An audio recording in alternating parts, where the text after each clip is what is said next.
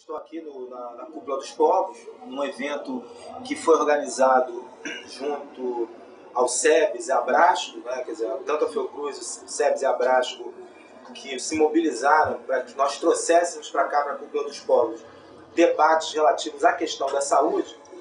E nós, de alguma maneira, temos construído uma visão sobre essa relação entre saúde, sustentabilidade, desenvolvimento, ou seja, um conjunto de temáticas que afetam diretamente a todo o processo de organização do sistema de saúde brasileiro e afetam objetivamente a vida das pessoas no país, e se a gente pode falar mais do que o país, na América Latina, no mundo como um todo, olhando para estas relações que são estabelecidas entre esses processos. Eu diria que a primeira coisa importante de ressaltarmos na questão da Cúpula dos Povos é a necessidade de resgatarmos permanentemente a relação entre os movimentos sociais e a potência dos movimentos sociais à discussão da saúde.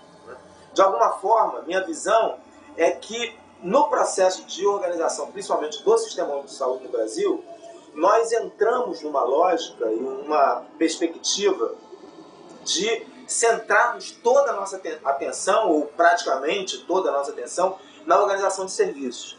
E isso tem nos levado a um afastamento das causas e da necessidade que temos de reverter as verdadeiras causas do processo de adoecimento da população.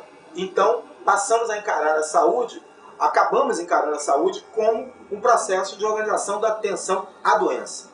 Então, de alguma forma, as discussões que temos no SUS atualmente, de organização de redes, de organização da atenção às emergências, mesmo da organização de atenção às grandes causas de morte no país, que são as doenças cardiovasculares, as neoplasias e as causas externas, elas acabam se dirigindo a nossa atenção para que organizemos a atenção especializada para atender as doenças cardiovasculares, a atenção básica, organizemos a atenção de alta complexidade para atender o câncer e organizemos as emergências para atender as causas externas.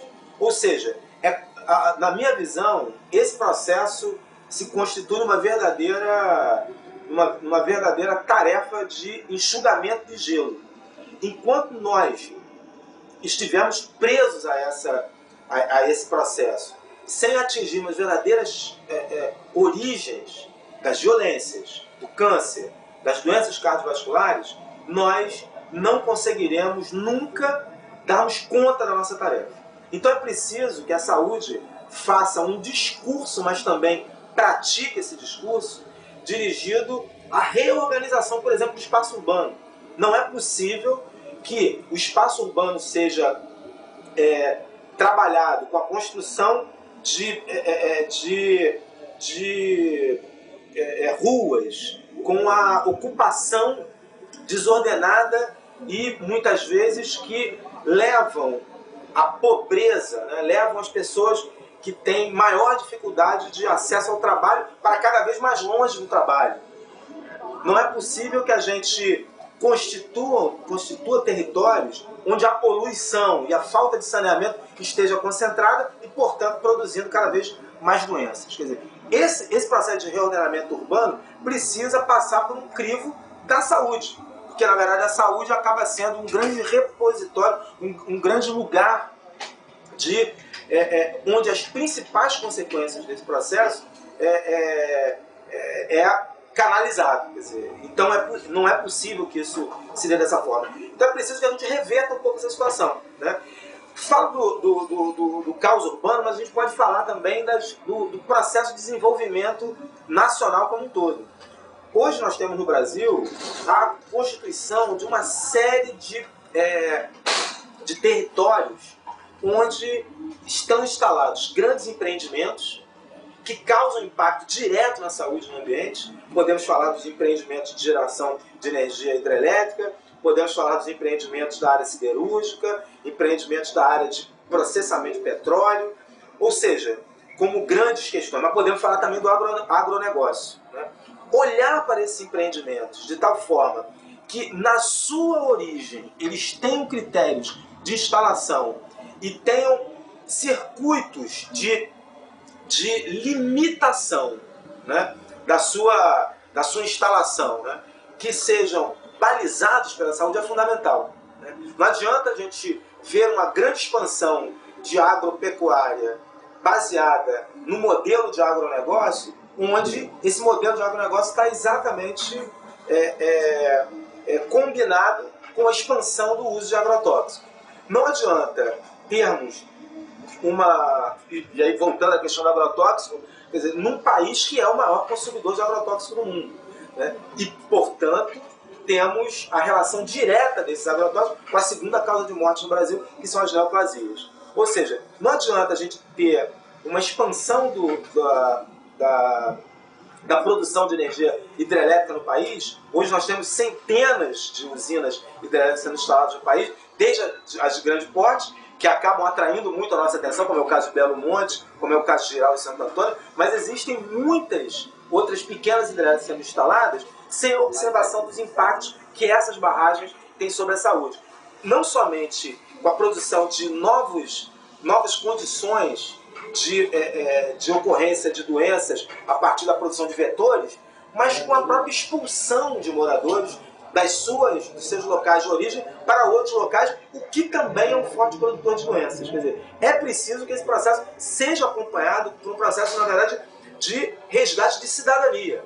Não se pode trabalhar o desenvolvimento, o crescimento econômico, sem o paralelo, sem a articulação com estratégias de ganho de cidadania. Não se pode encarar o ganho de cidadania somente com a geração de empregos, que muitas vezes não é gerada para aquelas populações onde esses empreendimentos estejam sendo instalados.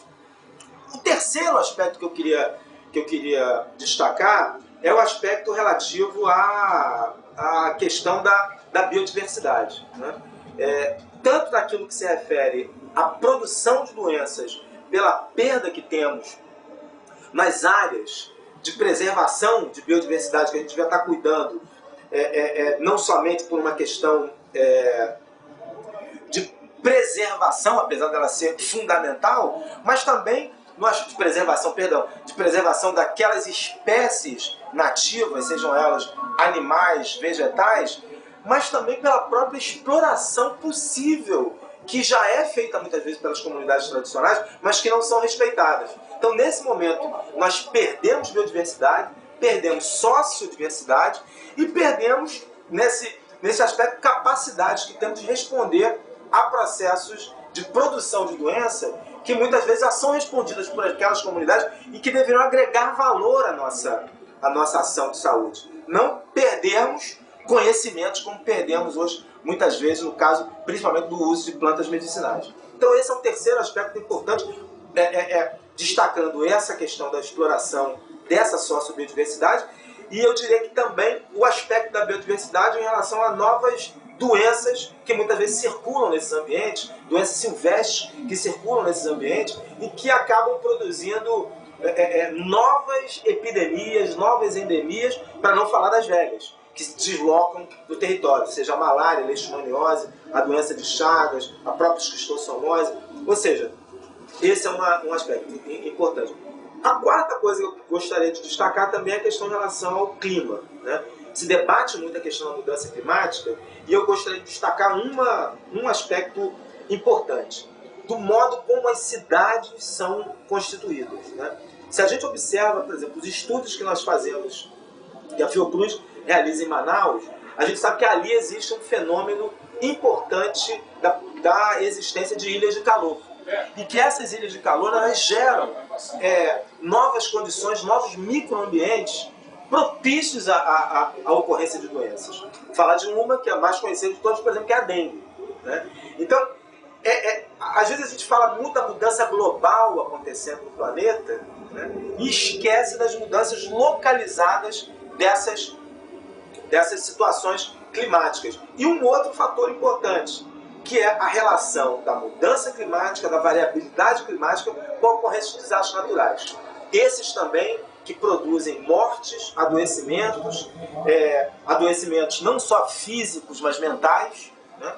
Você imagina que uma população que é retirada da sua localidade a partir da ocorrência de uma enchente, de um desabamento, de um deslizamento, qual é o tamanho do sofrimento dessa população.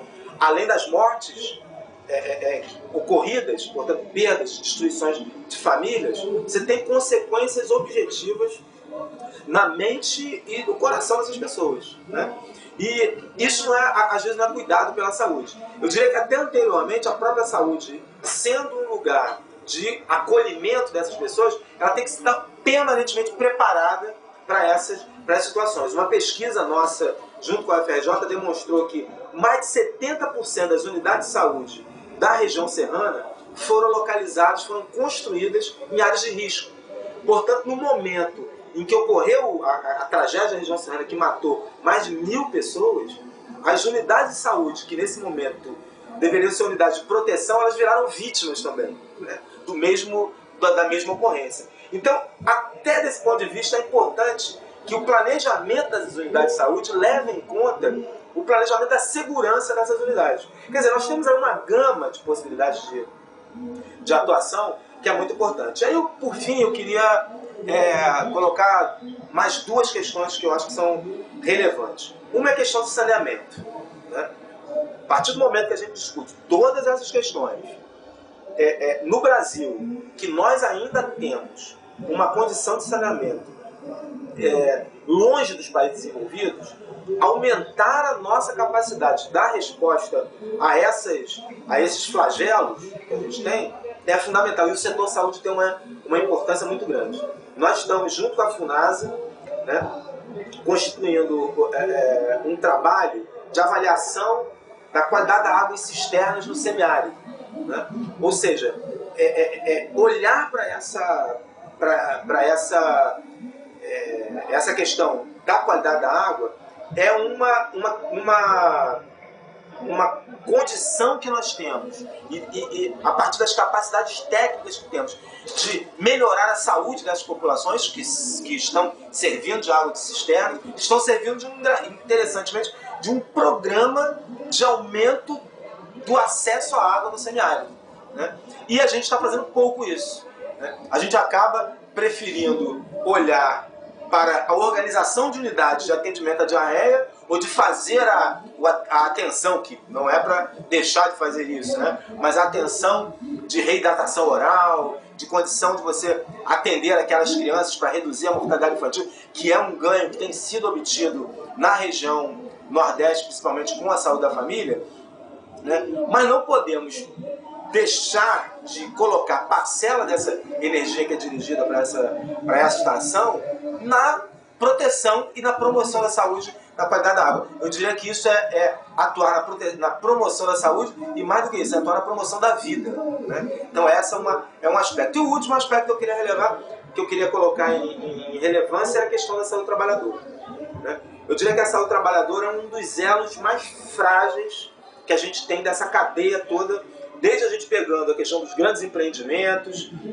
a própria questão da biodiversidade, quando a gente olha para os trabalhadores que estão envolvidos nos processos ligados à preservação da biodiversidade, a própria questão que a gente falava aqui do saneamento, ou seja, se a gente olha para a saúde do trabalhador como um elo importante dessa cadeia toda, principalmente naquilo que se refere à consciência desse trabalhador sobre a questão ambiental e sobre a questão da relação do ambiente com a saúde, nós estaremos atingindo diretamente uma figura que é um ator social fundamental, tanto naquilo que se refere à mobilização, capacidade de mobilização desse trabalhador isoladamente, quanto do trabalhador nos seus sindicatos, nas suas organizações de trabalhadores.